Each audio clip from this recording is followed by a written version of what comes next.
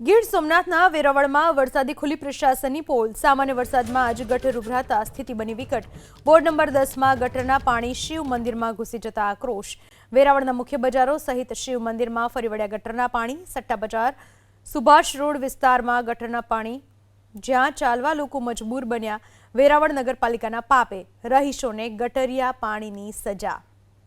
આજ પાણી ખરેખર કોર્પોરેશનમાં નીકળે તો આ અધિકારીઓને મજા આવે કે કેવી રીતે આમાં રહેવાય, કેવી રીતે બેસાય અને કેવી રીતે જીવન જાય। ગીર સોમનાથના વેરાવળના આ દ્રશ્યો છે।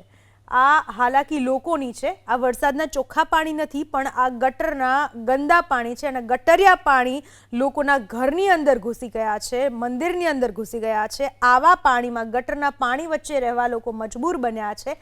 આ પાણી ખરેખર ઓફિસોમાં ઠાલવવાની જરૂર છે।